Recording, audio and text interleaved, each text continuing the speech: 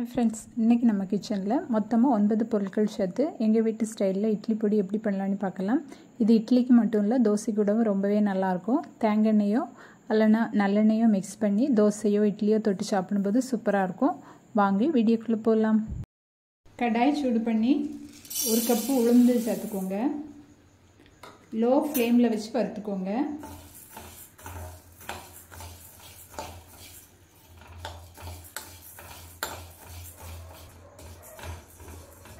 உளுந்து நல்லா வறுபட்டுட்டு கலர் மாறி ஃப்ளேவர் வர ஆரம்பிச்சிட்டு இந்த ஸ்டேஜில் இதை ஒரு பிளேட்டுக்கு மாற்றிக்கோங்க. அதே கடாயில் 1/2 கப்பு கடலைப்பருப்பு சேர்த்துக்கோங்க. அதையும் லோ ஃப்ளேம்லேயே வறுத்துக்கோங்க. பருப்பும் கலர் மாறி நல்லா வறுபட்டுட்டு இப்போ இதை பிளேட்டுக்கு மாற்றிக்கோங்க.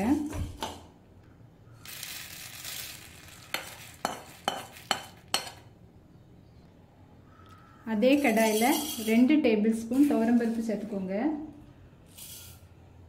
அதையும் லோ ஃப்ளேமில் வறுத்துக்கோங்க.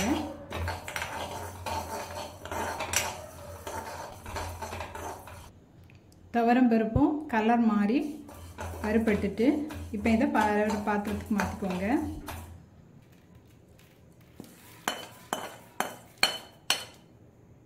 அதே பாத்திரத்தில் 1 டேபிள் ஸ்பூன் பொட்டுக்கடலை சேர்த்து அதையும் லோ ஃப்ளேமில் வறுத்துக்கோங்க. பொட்டுக்கடலையும் கலர் மாறி வறுபட்டுட்டு இப்போ இதை பாத்திரத்துக்கு மாற்றிக்கோங்க.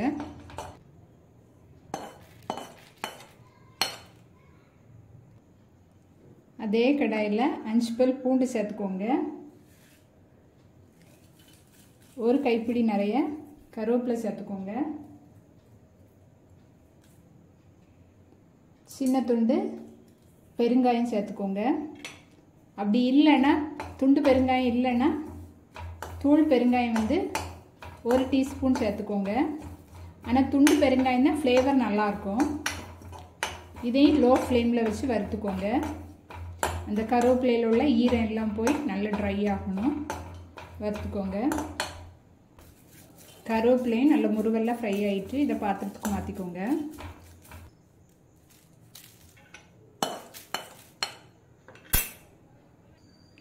அதே கடாயில் 8 காஞ்ச மிளகாய் சேர்த்துக்கோங்க.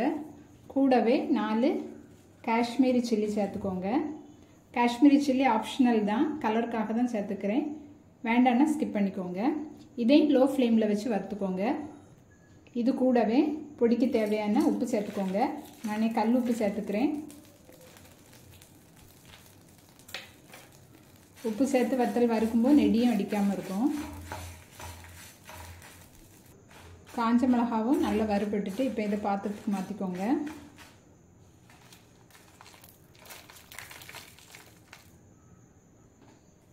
இதை நல்லா ஆற விட்டுருங்க. ஆறட்டும். மிக்ஸி ஜாரில் கொஞ்சம் கூட ஈரம் இல்லாமல் பார்த்துக்கோங்க. ஃபஸ்ட்டு வறுத்த காஞ்ச மிளகாவை பொடி பண்ணிக்கலாம். காம்பை அடத்துட்டு சேர்த்துக்கோங்க.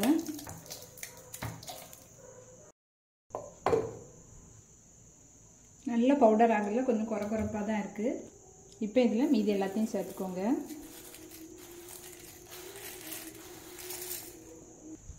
மொத்தமாக எல்லாத்தையும் ஒரேடியாக போட முடியாது. இதை ஒரு சுற்றிட்டு அதுக்கப்புறமா மீதியை சேர்த்துக்கோங்க. மீதி பருப்பையும் சேர்த்துக்கோங்க. ஒரு சுற்றிட்டு உப்பு செக் பண்ணிக்கோங்க. தேவைன்னா சேர்த்துக்கோங்க. இட்லி பொடி ரெடி ஆகிட்டு இதை ஒரு பிளேட்டுக்கு மாற்றிக்கோங்க.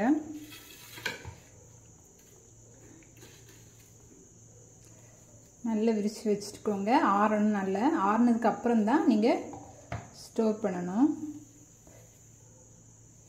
ஆறுனதுக்கு அப்புறமா எந்த பாக்ஸில் ஸ்டோர் பண்ணிங்களோ அதில் ஸ்டோர் பண்ணிக்கோங்க. இட்லி பொடி சூப்பராக ரெடி ஆகிட்டு நீங்களும் ட்ரை பண்ணிவிட்டு கமெண்ட் பண்ண மறக்காதீங்க. தேங்க்ஸ் ஃபார் வாட்சிங்.